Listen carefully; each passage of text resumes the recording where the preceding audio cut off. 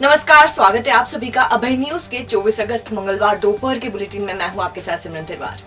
चलिए देखते हैं अब तक की कुछ खास खबरें। इस बुलेटिन के प्रायोजक हैं आर के निवास बाय आर के डेवलपर्स।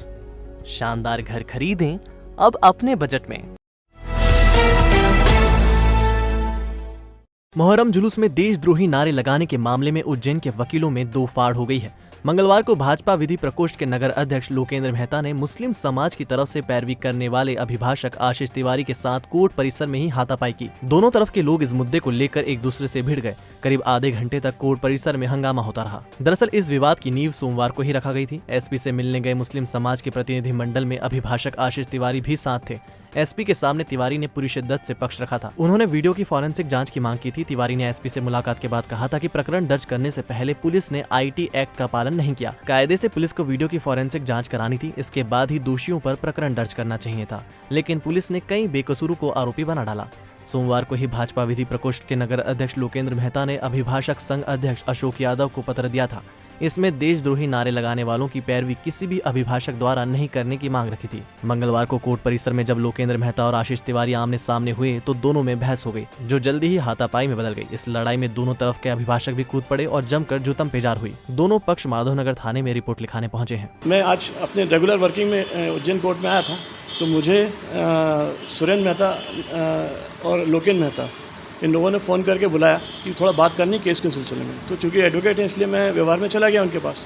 तो तिवारी की चाय की दुकान के सामने जब मैं वहाँ पहुँचा तो इन लोगों ने आके मुझे कहा कि क्यों तुम हिंदूवादी संगठनों के खिलाफ, मुसलमानों के खिलाफ मुसलमानों के लिए पैरवी क्यों कर रहे हो। तो मैंने कहा मैं तो सिर्फ सिंपल ड्यूटी कर रहा हूँ, मैं किसी के खिलाफ कुछ थोड़ा बोल रहा हूँ, ड्यूटी है मेरी पार्ट। इस पर उसने सुरेंद्र मेहता ने मारना शुरू कर दिया। अब बार स्टेशन की तरफ से अध्यक्ष जी को खबर कर दिए। देखिए अब जैसा भी जो होता है आदेश तो फिर बताते हैं। घटिया थाने के हरिगढ़ में रहने वाले एक 50 साल के मजदूर ने जमकर शराब पी ली। फिर उसने बेटे को फोन लगाया कि मैंने ज्यादा पी ली है और गांव के पास ही हूँ। बेटा उसे लेकर घर आया तो हालत खराब थी। अस्पताल में भर्ती कराने के बाद मजदूर की मौत हो गई। पुलिस ने शराब के जहरीली होने की आशंका में पीएम कराया है।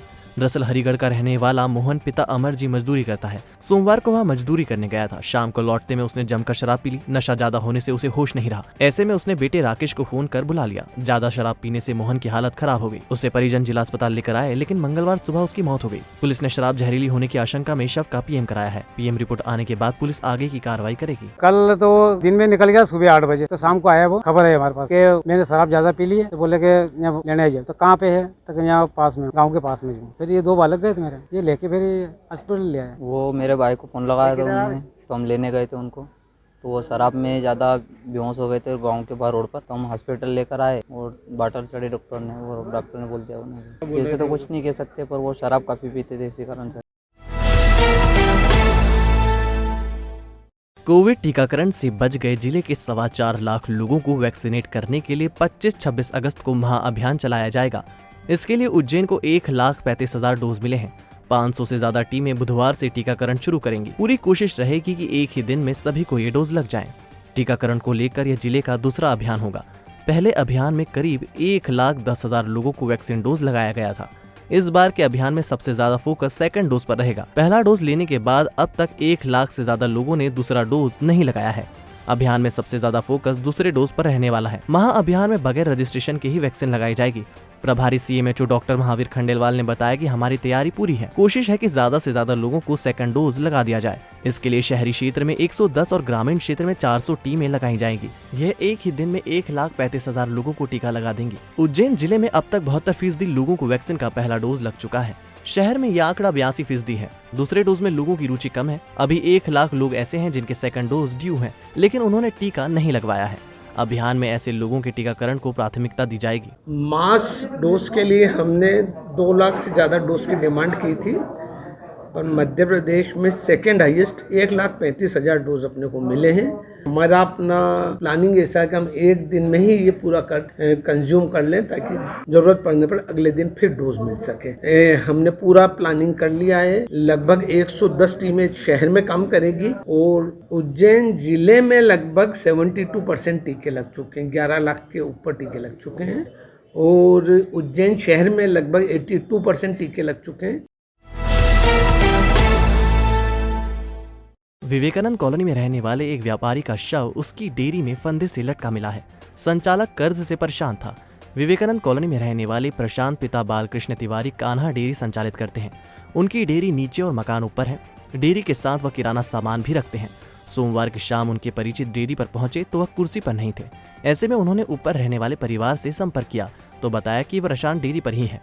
परिजन नीचे आए तो डेयरी के पीछे वाले कमरे का दरवाजा बंद था। आवाज देने पर कोई हलचल नहीं होने पर दरवाजा तोड़ा तो कमरे में प्रशांत का शव फंदे से लटका था।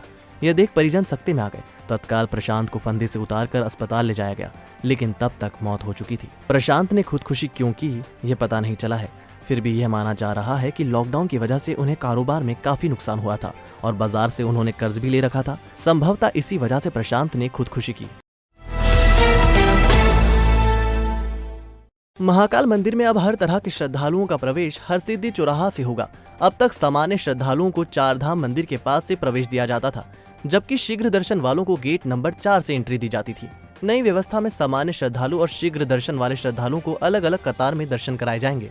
बाहर से आने वाले श्रद्धालु हरि फाटक ब्रिज से उतरकर चार धाम मंदिर के सामने तक आएंगे। यहाँ वाहन पार्क कर पैदल हरसिद्धि चौराहे से होते हुए मंदिर में प्रवेश करेंगे। महाकाल मंदिर के सामने की तरफ से अब किसी को भी प्रवेश नहीं दिया जाएगा। अगर श्रद्धालु सामने से आते भी हैं तो उन्हें प्रवेश नहीं दिया जाएगा। प्रवेश के लिए उन्हें बड़ा गणेश मंदिर होते हुए हरसिद्धि चौराहा तक ही आना होगा। केंद्रीय जेल भैरवगढ़ की अधीक्षक अलका सोनकर का तबादला इंदौर हो गया है। उनकी जगह होशंगाबाद जेल की उषा राजे को केंद्रीय जेल भैरवगढ़ का नया अधीक्षक बनाया गया है। इनके साथ ही कई अन्य जेल के जेलर और अधीक्षकों के भी तबादले किए गए हैं। 2 सप्ताह के भीतर सभी को नवीन पदस्थापना स्थल पर ज्वाइनिंग देनी है। तो आपने देखी आज की कुछ ताजा खबरें। कल फिर मिलेंगे इसी समय। नमस्कार।